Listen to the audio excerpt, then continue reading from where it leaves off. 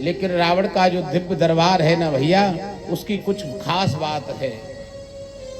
जब बहुत बड़े पदाधिकारी हम बन जाएं, सामर्थ्यवान बन जाएं, पावरफुल बन जाएं, तो जानते हो एक बात हमारे अंदर आ जाती है, सुनेंगे सबकी लेकिन करेंगे हम अपने मन की।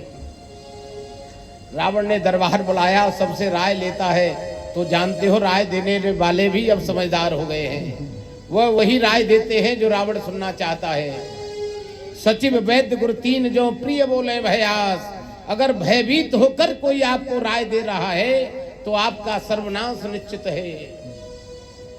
रावण के साथ ये हुआ, सचिव भी राय वही देते हैं जो सुनना चाहता है। वैद्य सुखेन जैसे लंका में विराजते हैं। सुखेन वैद्य की सामर्थ्य पता है आपको, जीवन दान देने की सामर्थ्य है। वही सुखेन वैद्य है जो लक्ष्मण जी के लिए संजीवनी बूटी बताई थी। ऐसे सुखेन वैद्य जिस लंका में रहते हो, क्या रावण का बेटा अक्षय कुमार मरेगा? नहीं मरेगा। लेकिन अहंकार के बस में आकर सुखेन वैद्य की कोई वैल्यू नहीं करता, वो कोई मान सम्मान नहीं देता है रावण। अरे ये क्या जानता है? भोले बाबा साक्षात गुरु है रावण के। जिसके गुरु भोले बाबा हो, उसका चेला ऐसी अनीति करेगा कि जगत जननी मां जगदम्बा जानकी जी को हर के लाएगा। हमारा श्रेष्ठ भी उसी समय हमसे मुंह मोड़ लेता है जब हमारा खुद का मार्ग अनीति का हो जाता है। कुछ क्षण तक आपको समझाएंगे, लेकिन आप नहीं मानेंगे तो वो खुद समझ जाएंगे। अब इनको समझाने की जरूरत नहीं है। रावण के दरबार में यही हुआ। लेकिन जानते हो विभीषण जी का स्वभाव ऐसा नहीं है। विभीषण जी आए, पूरा दरबार भरा है और रावण के चरणों में लेट कर कहने लगे, भैया मेरी तो एक ही प्रार्थना है आपसे। क्या?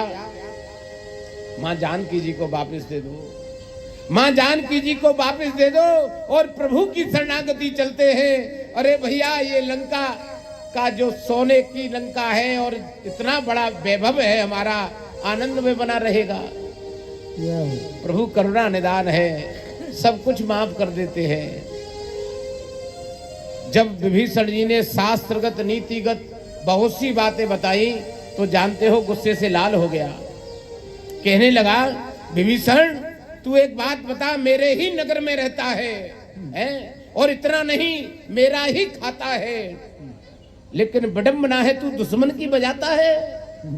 गुस्से से लाल हो गया और लात मार दी, जा निकल जा मेरे यहाँ से। जाओ। जैसे ही विभीषण जी को लात लगी, यहाँ पर भोले बाबा इस कथा को माँ पार्वती जी को सुना रहे हैं। देवी, जो सज्जन पुरुष होते हैं, साधु होते हैं, अत्याचार कितना ही कर लेना, लेकिन अगर आपसे उनका नेह जुड़ा है तो आपके द्वारा किया गया अपराध भी भूलकर आपसे फिर भी श्रेष्ठ राय देंगे। लात लगने के बाद दोबारा विभीषण जी आए और चरणों को पकड़कर बैठ गए।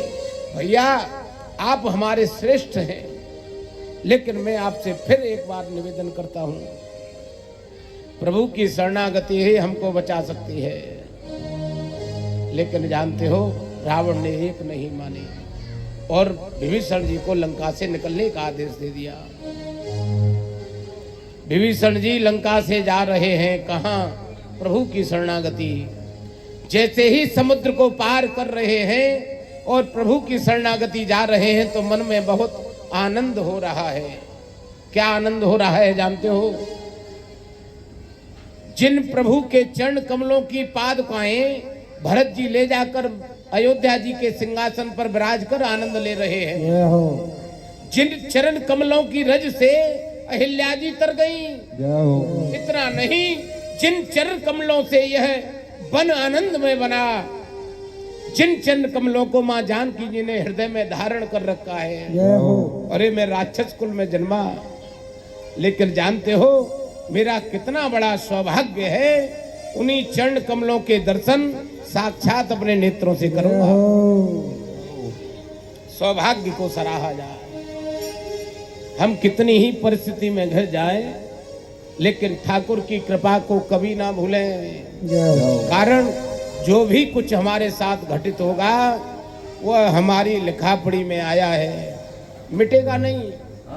हाँ, इनकी शरणागति रहकर उसको हम आनंद में बना करके झेल सकने की पावर आ जाएगी हमारे ऊपर कि हम उसको सह सकते हैं। विभीषण जी घर से निकाले गए हैं। हमारे आपके जीवन में यह घटना घटित हो और कोई हमको घर से बाहर निकाल दे तो हमारा मन आनंद में आएगा क्या? कदापि नहीं आएगा। बहुत से उसको भी हम सत्संग करते हुए रास्ते में जाएंगे, क्या मेरा इसमें हिस्सा नहीं था? मैं भी तो उसका भाई हूँ, आधे का हकदार हूँ। बताओ, भरे दरबार में मेरी बेइज्जती कर दी।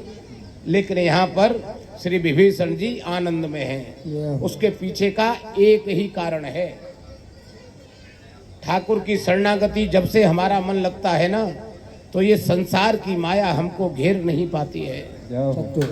कितनी ही उलझनें आ रही हो, पूरी हिम्मत के साथ हम डटे खड़े रहते हैं और यकीन मानना, वह ठाकुर का कवच हमको वहां से बचा कर ले जाता है।